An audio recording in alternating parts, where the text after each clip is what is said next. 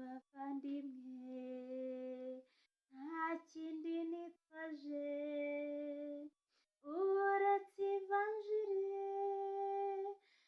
n'ishapure yawe, izi ntwaro zanjye nzagutumikira, Mariya mwiza nsabira bose, ko Yezu yazutse, ko yatsinze icyaha, ko yatsinze urupfu, ko natwe tuzatsinda, nzagutumikira, Mariya mwiza, Mariya mwiza, mubyeyi wacu, mubyeyi wacu, nyina wa jambo, nyina wa jambo, ndaje we, ndaje imbere yawe, nguma ubutumwa,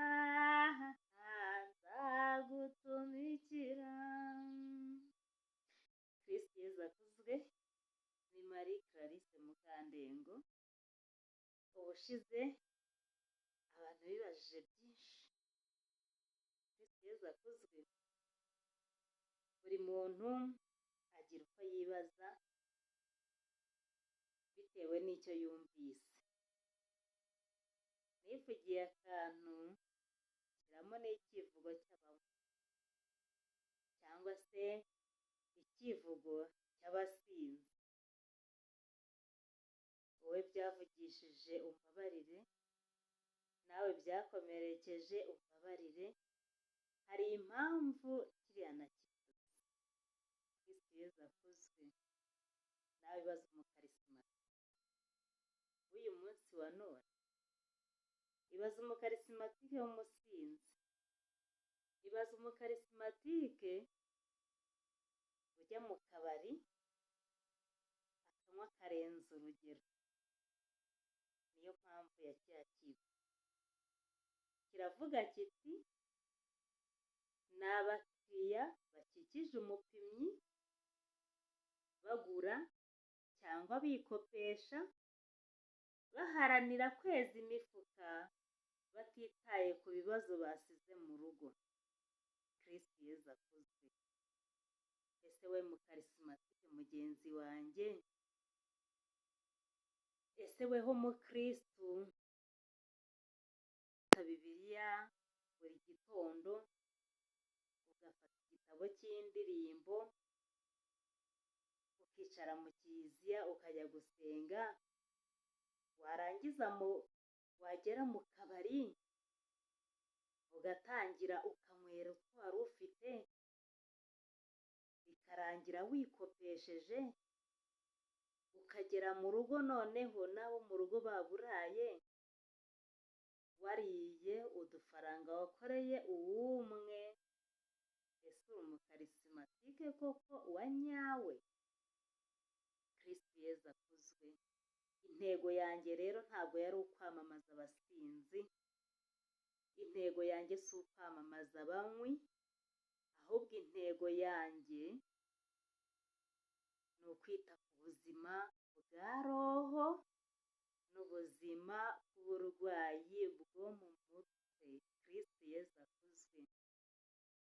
Umuntu wanyweye inzoga akarenza urugero, Roho Mutagatifu aba yamuvuyemo kare akigendera, ngo aba yahindutse umurwayi wa roho cyangwa se umurwayi wo mu mutwe. Wowe unyumva, wabyumva utabyumva birakureba, ariko intego yanjye si ukwamamaza abanywi, ahubwo intego yanjye ni ukureba ubuzima bwa roho zacu. Ushobora kuba uri umunywi, ushobora kuba nawe uharanira kweza umufuka utitaye ku bibazo wasize iwawe mu rugo, ariko ndumva uko bwije n'uko bukeye n'iyi Bibiliya ntagatifu mfite aha ngaha hari icyo ihora iguhuguraho nk'umukarisimatike. None se waba wararuhiye iki kuri wa munsi utabonye Yezu na Mariya n'Imana Data, waba wararuhiye iki uburyo wasengaga?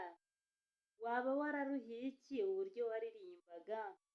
Waba wararuhiye iki uburyo witangaga ugakorera Imana, warangiza Roho Mutagatifu igihe cyose agushakiye akakubura?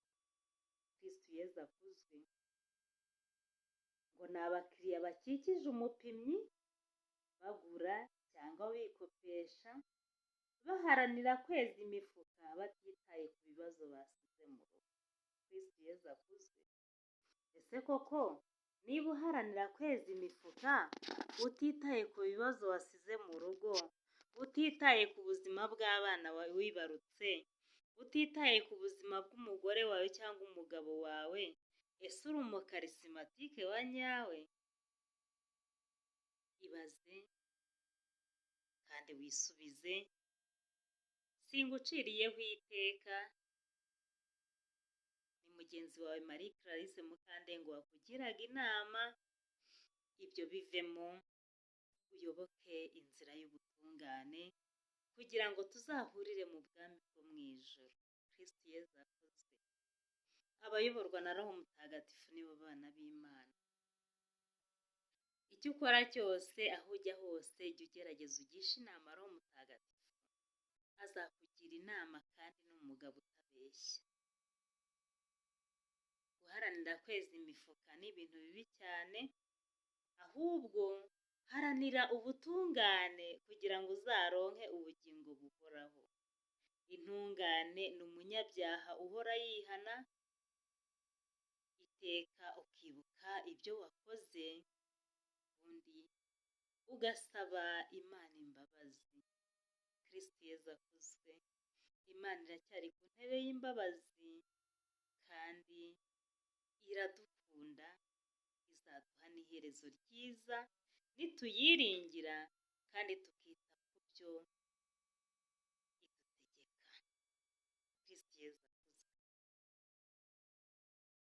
Yezu yaremye Ukarisitiya, kuwa kane Mutagatifu araye ari budupfire. Ejo ni umunsi w'isakaramentu. Ese wowe nk'umukarisimatike cyangwa se nk'umukatolike urabyemera? Niba ubyemera rero, Yezu ariho, kuva kera na kare yari ariho, na n'ubu aracyariho kugera iteka ryose. Numwemerera akinjira mu mutima wawe, aragukorera ibyo wowe utumva ko byagakwiye kubaho, bikubera inzozi. Yezu ni umugabo utabeshya kandi Yezu ni inshuti nziza.